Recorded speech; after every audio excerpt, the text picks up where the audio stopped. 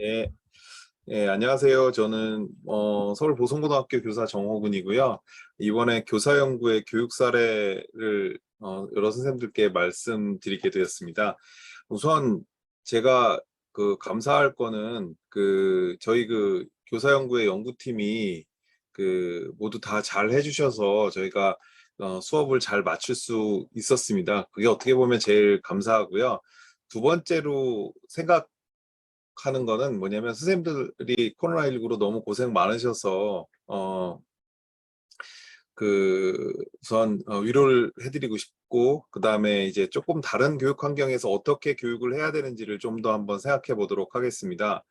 어, 실은 이 교사연구회를 처음에 받았을 때 해야 될까 말아야 될까라는 생각들을 굉장히 많이 했습니다. 그 이유를 좀 말씀을 드릴 건데요. 학생들이 원격 수업을 갖다 하면서 굉장히 다양한 환경에서 수업을 하게 되었고, 그리고 또 하나는 학생들 자체가 교육 환경이나 여건 이런 것들이 굉장히 많이 바뀌었고, 우리도 그걸 갖다 좀 이해해야 되는 상황들이 생겼기 때문에 그렇습니다. 가장 중요한 것 중에 하나는 뭐냐면 학생들이 대부분 주중이나 주말에서 이 모바일 디바이스를 굉장히 많이 이용하는 것들을 갖다 볼 수가 있었고, 또한 특히 전 시간대에 동영상이나 아니면 게임을 하고 있는 것, 또는 소셜미디어를 하고 있는 것을 보더라도 학생들이 원격을 잘 따라오지 않는 경우나 아니면 원격에 대해서 관심이 없다라는 생각들을 하고 있었기 때문에 어떻게 하면 조금 더 학생들이 수업에 집중할 수 있을까를 고민하게 되었습니다.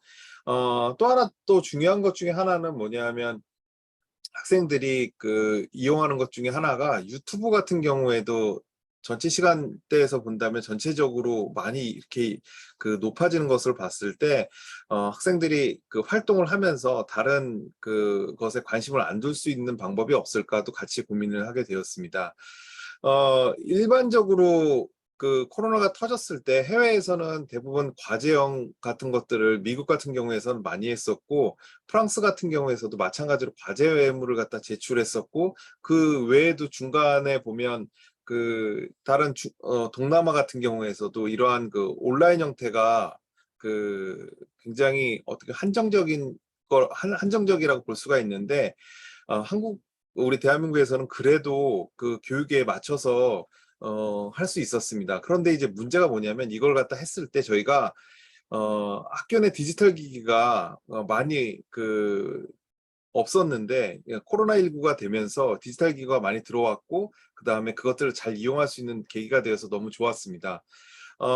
이 과정을 통해서, 교사연구의 과정을 통해서 실은 어떤 걸 갖다 이제 클 수 있었냐라고 얘기하면, 저도 교사 20년 차지만 배움이라고 생각했습니다. 뭐냐면 원격 교육 운영을 하는 역량이라든지 디지털 리터러시 역량들이 커질 수 있었던 계기가 됐기 때문에 이 교사연구의 사업이 저한테는 어떤 경우 이러한 역량들을 키울 수 있는 좋은 계기가 되었습니다. 그런데 하나 이걸 갖다 이제 하기에 주저하는 문제가 있었습니다. 그러니까 그 이유 중에 하나는 우리 학교 같은 경우에 보성고등학교는 지금 현재 쓰고 있는 것 중에 온클래스를 주로 썼기 때문에 구글과 그렇게 큰 구글 갖다 쓸 수 있는 여건이 되지 않았습니다. 또 하나는 이제 줌을 많이 썼기 때문에 굉장히 어려운 상황들이 있었고요. 그럼에도 불구하고 저희들이 구글을 사용하면서 조금 더 다양한 아이디어들이나 이런 것들을 얻고 수업을 할 수 있는 방법들, 이런 역량들을 키울 수 있는 여건이었기 때문에 좋았다고 생각합니다.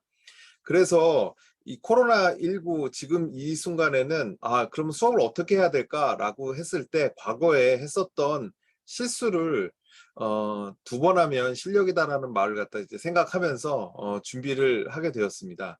학생들한테 가장 중요한 것 중에 하나라고 얘기하는데요. 코로나19가 되면서 아이들이 어,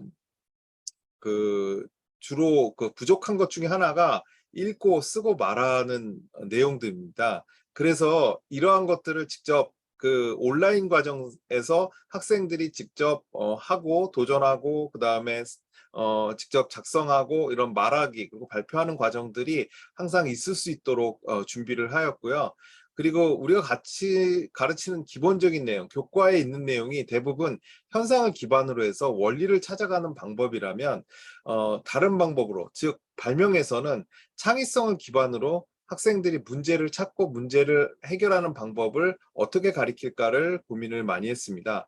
그래서 과거에는 발명 교육을 갖다 이야기하거나 발명 교육을 이야기하면 알고 싶습니다 그러면 온라인 예를 들어서 선생님들이라면 IP 티처 들어가서 보세요. 학생들이라면 발명교육 포털 사이트에 들어가서 보세요 라고 얘기를 하든지, 우리 학교 같은 경우에도 학생들이 직접 설명하거나 아이디어들을 갖다 작성하고, 또 하나는 뭐냐면 직접 명세서를 작성하거나 아니면 이런 과정들을 프리핸드로 스케치하면 그걸 가지고 이야기하는 사례들이 굉장히 많았습니다. 그런데 요번 과정에서는 저희들은 어떻게 보면 교육 실험을 한다고 생각을 하고 도전을 하였습니다. 가장 중요한 것 중에 하나는 어떻게 보면 팀원들끼리 같이 의사소통을 하는 것이 중요했었는데요. 좀 아쉬웠던 것 중에 하나는 그런 거였습니다. 뭐냐면 저는 서울에 있고 나머지 다른 선생님들께서는 마산, 그다음에 경상과학고, 그다음에 진주에 계시기 때문에 한 번도 뵌 적이 없고 다 온라인으로 소통을 했습니다. 근데 일정과 그다음에 수업을 갖다 하면서 어려운 점 중에 하나는, 그러면 그 수업들이 어떠한 연계성을 가지고 어떻게 운영할 것이냐라는 것들이 저희한테는 큰 생각이었고 도전이었습니다. 그래서 저희들이 나름대로 생각한 것 중에 하나는 아이디어를 찾고 학생들이 그 아이디어를 바탕으로 해서 어떠한 과학적인 원리나 이런 것들을 갖다 생각해서 발명을 하고, 그리고 그것들을 갖다 지재권과 영역에서 창업까지 이루어지는 과정을 갖다 한번 해보자라는 생각으로 했었고요. 제가 담당했었던 것은 지재산 영역 플러스 기업가 정신과 기업에 관련된 내용들을 운영을 했습니다. 제가 그 이유를 갖다 이제 한번 설명을 해드릴 건데요. 제가 지식재산 일반을 현재 가르치고 있는 입장에서 현재 오프라인에서도 수업을 하고 있는 내용들을 직접 온라인에서 어떻게 구현하면 좋을까를 갖다 같이 고민을 했던 사례들이었기 때문에 그렇습니다. 그래서 저희들이 클래스룸에 이렇게 그 사례를 갖다 만들고요. 그 다음에 각각의 교사연구회 5팀에서 이렇게 각각의 연구들을 갖다 마련해 주셨습니다. 근데 실은 이 과정이 그렇게 말로 설명하기가 그냥 간단하게 되어 있지 않습니다. 그 이유 중에 하나는 김인기 박사님 고생을 너무 많이 하셨어요. 왜냐하면 각 영역별로 각각 가셔서 다 그 내용들을 갖다 전부 다 정리를 하셨기 때문에 굉장히 고생을 많이 하셨고요. 그 와중에서 이제 그 내용들을 가지고 저희들이 연결이 되어서 운영을 할 수 있었습니다. 보성고등학교는 지금 현재 직재산 일반을 다 가르치고 있기 때문에 학생들 1학년 학생들 중에서 메이커 도우미 학생들을 선발해서 그 학생들을 데리고 같이 수업을 했습니다. 원래는 제가 맡은 반 학생들도 수업을 갖다 이제 어떻게 보면 온라인상에서 할 수 있도록 빔 프로젝트로 그냥 띄워놓고 수업을 할 수 있음에도 제가 했던 것 중에 하나는 모든 학생들이 다 집에서 수업을 할 수 있게 저녁 때 학원을 갖다 끝나고 나서 수업을 할 수 있도록 만들었고요. 그 과정에서 학생들이 온라인에서 느낄 수 있는 피드백을 조금 더 받고 싶어서 그런 수업들을 갖다 했습니다. 그래서 그 수업을 갖다 이제 진행을 했습니다. 그 중 하나는 뭐냐면 기존에 있었던 교재에 떡볶이 가게 창업 계획 세우기를 갖다 이제 했었는데요. 물론 두 가지 과정으로 했었는데, 첫 번째는 뭐냐면 학생들이 직접 이렇게 파워포인트 로 작성을 해서 과제를 갖다 올리는 과정을 갖다 했었고요. 과정 자체는 대부분 설명을 했었고, 그 다음에 이제 과제를 갖다 학생들한테 주고 그 과제를 갖다 받는 형식으로 할 수 있도록 하였습니다. 그 이유 중에 하나는 뭐냐면 학생들이 직접 작업하는 과정들을 제가 이제 다 볼 수는 없었기 때문에 그런 것도 있고요. 또 하나는 뭐냐면 이론을 갖다 이제 온라인 상에서 하고 그다음에 오프라인을 과제형으로 했을 때 학생들이 많은 성과들을 갖다 조금 더 시간을 가지고 좀 생각해 볼 수 있는 과정들을 있었기 때문에 그런 과정들을 갖다 사용했습니다. 그래서 학생들이 이러한 그 체계적인 계획을 세우고 창업을 해서 만약에 학생들이 떡볶이 가게를 갖다 창업을 한다면 어떠한 그 창업을 할 것이냐라는 것들을 갖다 이제 이야기를 했었고요. 그 과정에서 학생들이 직접 어, 어, 그 상표를 갖다 한번 만들어 보는 과정들을 했습니다.